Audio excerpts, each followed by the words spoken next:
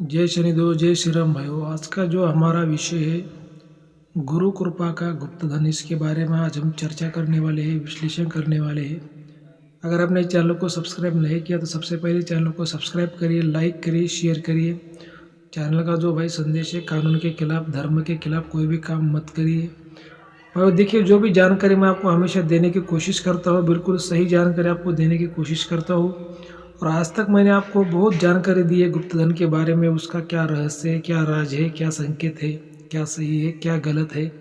लेकिन आज मैं आपको एक महत्वपूर्ण विषय बताने जा रहा हूँ कि गुरु कृपा का गुप्तधन। क्योंकि मैं आपको बार बार कहता हूँ भाई, गुरु करिए, गुरु के बिना सुख शांति आपको नहीं मिल सकती, आप जीवन में आगे नहीं बढ़ सकते, आपको सही ज्ञान नहीं मिल सकता, आपका अंधेरा दूर नहीं हो सकता। तो मैं गुरु के बारे में हमेशा आपको कहता हूँ। तो एक गुरु की जो कहानी है, जो घटना है मेरे दादा गुरु की, और वो मुझे याद आ गई और मुझे लगा कि ये महत्वपूर्ण घटना आपको बतानी ज़रूरी है। और मुझे पूरा विश्वास है कि भाई आप ये वीडियो पूरा देखोगे और आपने वीडियो को लाइक भी करोगे, चैनल को सब्सक्राइब भी करोगे।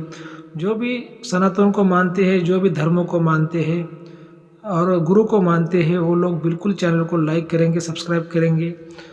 तो भाई वो जो कहानी है, कम से कम जैसे मान लीजिए कि भाई 50-60 साल पुरानी एक कहानी है। जो हमारे दादा गुरु थे, हमारे दादा गुरु को 2 संतानें थी, मतलब 2 बेटे थे। और जो हमारे दादा गुरु थे, उन्होंने हमेशा लोगों का भला किया, खुद का कभी भी उन्होंने भला नहीं किया। हमेशा किसी की भी वो मदद करते थे। बहुत उनके बड़े बड़े शिष्य हुआ करते थे, जैसे महिला हो, पुरुष हो, और बहुत से गाँव में उनको लोग मानने वाले उनके शिष्य भी हुआ करते थे। और क्या है कि भाई, वो एक दिन ऐसी बात होगी, जो हमारे बड़े चाचा है, तो बड़े चाचा एक दिन ऐसा हमारे दादा गुरु से झगड़ने लगे और बोलने लगे कि यार, तुमने जीवन में हमेशा लोगों का भला किया है, खुद का भला नहीं किया, इसी वजह से हम गरीब हैं। ऐसा वो थोड़ा झगड़ रहे थे, जो हमारे बड़े चाचा थे। तो उस टाइम पे जो दादा गुरु के एक शिष्य वहाँ पे बैठे हुए थे, तो दादा गुरु के शिष्य को, दादा गुरु कुछ बोले नहीं, लेकिन उनके शिष्य को गुस्सा आ गया और उन्होंने जो हमारे बड़े चाचा थे उनको बोला कि भाई, तुम्हारे पिताजी को इतना जो बोल रहे हो ना, तो ये साक्षात जो है कि ये पारस पत्थर है। कि जैसे कि मान लीजिए कि जो किसी लोहे को जो हम पत्थर लगाते हैं, पारस पत्थर, उससे वो सोना हो जाता है, ऐसा ये मतलब साक्षात भगवान है। और तुम इनको बुरा बोल रहे हो, इनके आशीर्वाद से कितने लोगों का अमीर हो गए, कितने लोग बड़े बन गए, और तुम इनको बुरा बोल रहे हो, ऐसा वो उनको बोल रहा था हमारे बड़े चाचा को।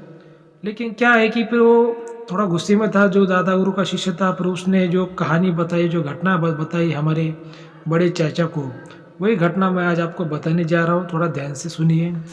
तो जो हमारे दादा गुरु थे, उनको गुरु पूर्णिमा के दिन बहुत से लोग मिलने को आते थे, उनके दर्शन को आते थे, उनको दक्षिणा भी देते थे, उनकी पूजा भी करते थे। क्योंकि उनके बहुत से शिष्य हुआ करते थे हर गांव में, कोई पुरुष हो चाहे कोई महिला हो। तो एक दिन ऐसा गुरु पूर्णिमा थी और उनके आश्रम में बहुत से जो शिष्य उनको मिलने के लिए आ गए।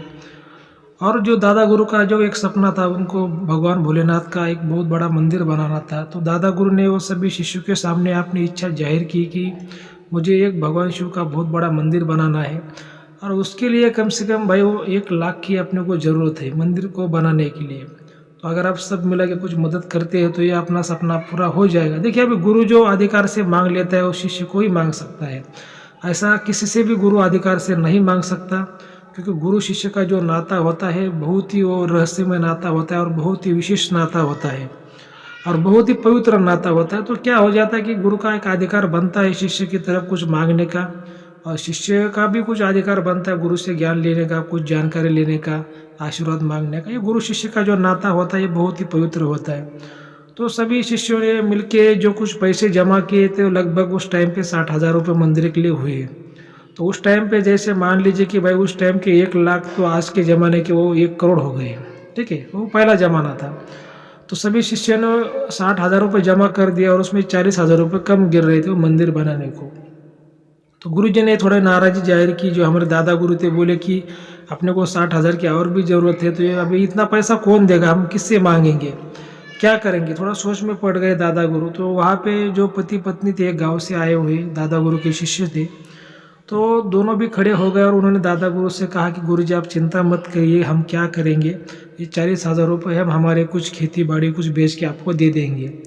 तो दादा गुरु ने कहा कि भाई तुम अगर खेती बेचोगे मंदिर के लिए तो मेरे को सही नहीं लगेगा। तो उन्होंने कहा दादा गुरु जो भी है भगवान भोलेनाथ का है, और हमारे पास उनकी दया से 10-5 एकड़ जमीन है, और किसी किसी लोगों के पास कुछ जमीन भी नहीं होती, वो लोग क्या करते हैं वैसे हम मानेंगे भाई हम अपने पास 1 एकड़ जमीन कम थी पहले से, तो हम भगवान शिव के अगर मंदिर के लिए हम दान दक्षिणा दे रहे हैं तो हमारे लिए बहुत ही सौभाग्य की बात है। इससे ज़्यादा हमारे लिए पुण्य का मौका क्या मिलेगा। तो उन्होंने ऐसा जो दादा गुरु को उन्होंने वचन दिया। और जो पर दादा गुरु ने क्या किया कि जो जैसे मान लीजिए कि वो सभी शिष्य ने जहाँ पे लोग बैठे थे तो सभी ने कुछ दक्षिणा दादा गुरु को दी मंदिर के लिए। और ये पति पत्नी थे, इन्होंने भी जैसे उनको जो जबान दी पैसे देने की मंदिर के लिए। अभी जो उनका जो कुछ शिष्य का जो फर्ज था, उन्होंने जब वो आए थे दादा गुरु के दर्शन के लिए उन्होंने दक्षिणा दी, बैठे उनकी पूजा की। अभी जो गुरु का जो फर्ज होता है बाद में कि उनको प्रसाद के रूप में कुछ देना, आशीर्वाद के रूप में कुछ देना, तो दादा गुरु ने क्या क्या कर दिया कि हर शिष्य को वो आशीर्वाद के रूप में कुछ दे रहे थे। भाई किसी को कुछ प्रसाद दे रहे थे, किसी को कुछ ऐसा रुद्राक्ष दे रहे थे, किसी को माला दे रहे थे, किसी को यंत्र दे रहे थे। अभी जो भी आशीर्वाद के रूप में जो छोटी मोटी बातें होती, किसी को चांदी का सिक्का, किसी को पीतल का, किसी को सोने का, ऐसा वो दे रहे थे हर किसी शिष्य को लेकिन अलग अलग ऐसा तरह से लोगों को दे रहे थे। और उन्होंने क्या कर दिया कि सभी को जो आशीर्वाद के रूप में उन्होंने कुछ ना कुछ दिया। और जो पति पत्नी थे जिन्होंने मंदिर के लिए 40,000 रुपये देने का वादा किया, तो दादा गुरु ने क्या किया कि उनको भाइयों एक पत्थर दे दिया। तो वहाँ पर बैठे सभी शिष्य हंसने लगे। वो शिष्य क्यों हंसने लगे, उनको लगा कि भाई हमने छोटी मोटी दक्षिणा दादा गुरु को दी मंदिर के लिए, और इन्होंने हमें कुछ चांदी के सिक्के दिए, सोने के सिक्के दिए, किसी को यंत्र दिए, किसी को रुद्राक्ष दिए, 1 मुखी 2 मुखी 3 मुखी, इतने बड़े बड़े जो रुद्राक्ष की माला दी। और जिसने इतना 40,000 रुपये दक्षिणा मंदिर के लिए दिया उसको खाली पत्थर दे दिया। तो सभी शिष्य वहाँ पे हंसने लगे। तो जो पति पत्नी थे, जो दादा गुरु के जो शिष्य थे, उन्होंने सभी जो लोग हंस रहे थे उनको बोला कि देखिए हंसने की ज़रूरत नहीं, जो भी गुरुजी का आशीर्वाद के रूप में गुरुजी ने हमें भले पत्थर भी दिया है, तो चाहे सोना हो, चाहे चांदी हो, चाहे पत्थर हो, गुरु का आशीर्वाद है, हमें सोने से भी ज़्यादा वो प्रिय है। हम इस पत्थर को भगवान के रूप में पूजेंगे, हमें कोई भी लालच की बात नहीं।